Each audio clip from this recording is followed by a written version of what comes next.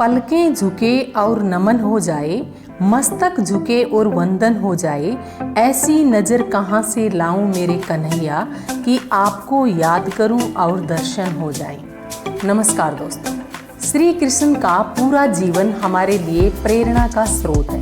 उनके जीवन की हर एक घटना एक महत्वपूर्ण संदेश देती है, चाहे बचपन की रासलीला हो या गीता का ज्ञान या फिर महाभारत का युद्ध। भगवान श्री कृष्ण के जीवन का हर एक पल मानव जाति के लिए एक शिक्षा है। यूं तो महाभारत की पूरी कथा हम सभी जानते हैं और किताबों में काफ़ी पढ़ भी चुके हैं, लेकिन महाभारत के युद्ध की एक घटना है जो मुझे बहुत ज़्यादा प्रेरित करती है। श्री कृष्ण ने अपनी पूरी सेना दुर्योधन को सौंप दी थी और स्वयं पांडवों की तरफ से युद्ध का आगाज कर रहे थे। भगवान कृष्ण ने अर्जुन से वादा किया था कि वह युद्ध में हथियार नहीं उठाएंगे, निहत्थे ही पांडवों को विजयी बनाएंगे। युद्ध के 9वें दिन कौरवों के सेनापति भीष्म पितामह ने चारों तरफ कहर ढा रखा था। वे अकेले ही पूरी पांडव सेना पर भारी पड़ रहे थे। भीष्म पितामह अपने वचन और प्रतिज्ञा पर अडिग रहने के लिए जाने जाते थे। उनका मानना था कि जो प्रतिज्ञा उन्होंने की है उसे प्राण देकर भी निभाना है। एक तरफ कृष्ण अपने निहत्थे रहने के वचन से बंधे थे और दूसरी तरफ भीष्म पितामह पांडव सेना पर आग उगल रहे थे। ऐसा लग रहा था मानो कुछ पल में ही भीष्म पांडवों को हरा देंगे। श्री कृष्ण शांतिपूर्वक सब कुछ देख रहे थे।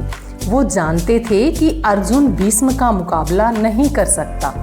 यही सोचकर श्री कृष्ण ने भीष्म पितामह को रोकने के लिए रथ का पहिया उठा लिया, लेकिन भीष्म जानते थे कि श्री कृष्ण भगवान हैं, इसीलिए उन्होंने मुस्कुराते हुए अपने धनुष बाण एक तरफ रख दिए और हाथ जोड़कर खड़े हो गए।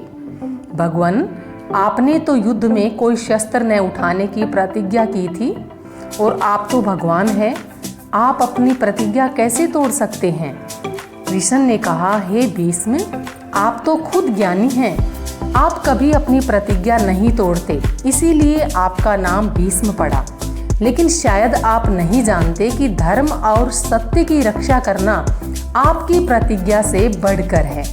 आप प्रतिज्ञा निभाने के चक्कर में अधर्म का साथ दे रहे हैं। याद रहे, जब जब दुनिया में धर्म का नाश होगा तब तब मैं इस धरती पर अधर्म का नाश करने अवतरित होता रहूंगा।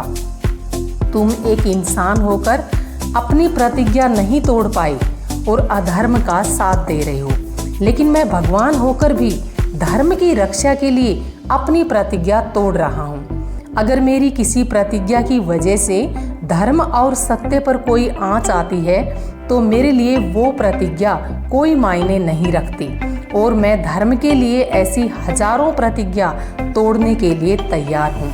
अगर आपके सामने धर्म का नाश हो रहा हो और आप कुछ भी नहीं कर रहे हो तो भी आप पाप के भागी हैं। श्री कृष्ण का ये संदेश दिल पर बहुत गहरी छाप छोड़ता है।